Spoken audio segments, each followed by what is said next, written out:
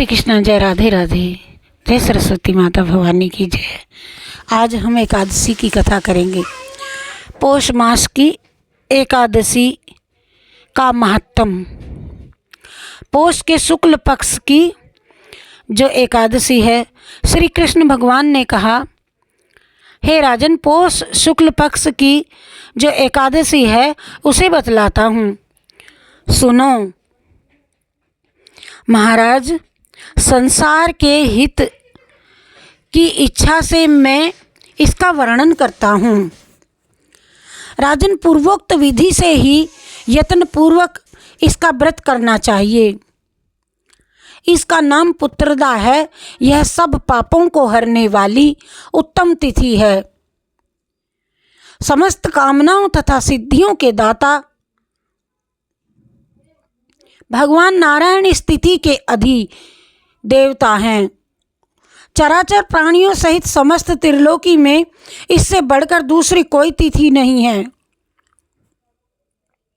और पूर्व काल की बात है, भद्रावतीपुरी में राजा सुकेतुमान राजा राज्य करते थे।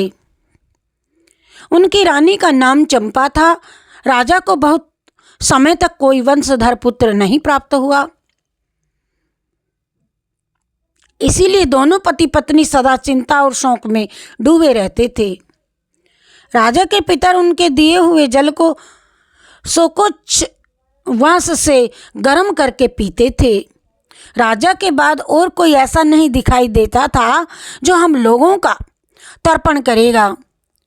यह सोच सोच करके पितर दुखी रहा करते थे। एक दिन राजा घोड़े पर सवार हो गहन वन में चले गए। पुरोहित आदि किसी को भी इस बात का पता न था। मृग और पक्षियों से सेवित उस सघन कानन में राजा भ्रमण करने लगे। मार्ग में कहीं सियार की बोली सुनाई पड़ती थी तो कहीं उल्लुओं की।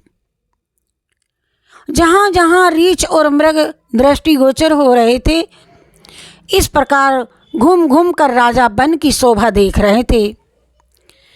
इतने में दोपहर हो गया।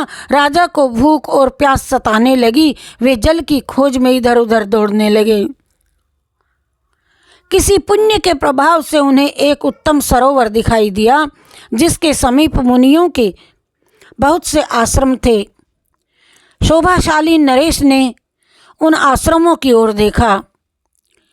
उस समय शुभ की सूचना देने वाले शकुन होने लगे और राजा का दाहिना नेत्र और दाहिना हाथ फड़कने लगा।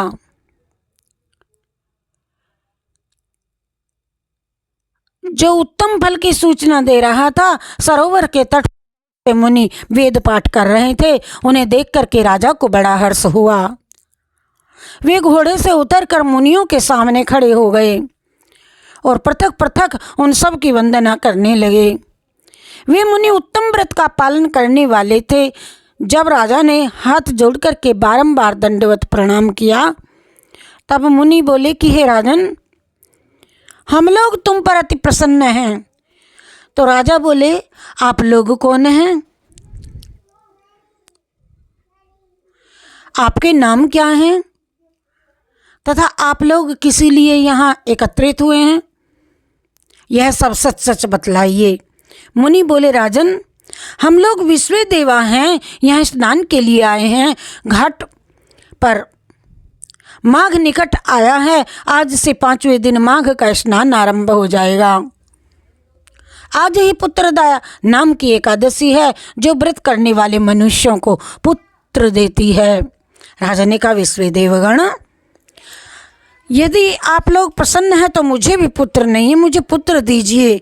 मुनि बोले, राजन, आज के ही दिन पुत्रदा नाम की एकादशी है। इसका व्रत बहुत विख्यात है। तुम आज इस उत्तम व्रत का पालन करो। महाराज भगवान केशव के प्रसाद से तुम्हें अवश्य पुत्र प्राप्त होगा। भगवान श्री कृष्ण जी कहते हैं, युधिष्ठिर, इस प्रकार उन मुनियों के कहने से राजा ने उत्तम व्रत का पालन किया और महर्षियों के उपदेश के अनुसार विधि पूर्वक पुत्रदा एकादशी का अनुष्ठान किया। फिर द्वादशी को पारण करके मुनियों के चरणों में बारंबार मस्तक झुका करके राजा अपने घर को आ गए। तदनंतर रानी ने गर्भ धारण किया। प्रसव काल आने पर पुण्यक्रमा राजा को तेजस्वी पुत्र प्राप्त हुआ, जिसने अपने गुणों से पिता को संतुष्ट कर दिया और वह प्रजाओं का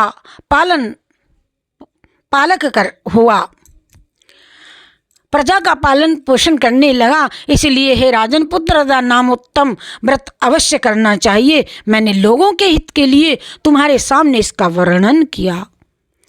आज वर्णन किया है, जो मनुष्य एकाग्र चित्त होकर के पुत्रदा का व्रत करते हैं वे इस लोक में पुत्र पाकर मृत्यु के पश्चात स्वर्गगामी होते हैं। इस महात्म को पढ़ने और सुनने से अग्निष्ठोम यज्ञ का फल मिलता है। बोलो जय श्री कृष्ण, जय श्री कृष्ण। हरे कृष्ण कृष्ण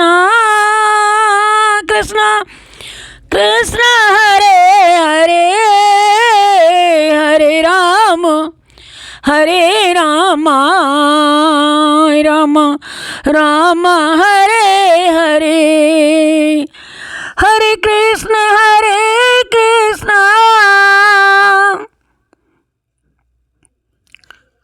कृष्ण कृष्ण हरे हरे।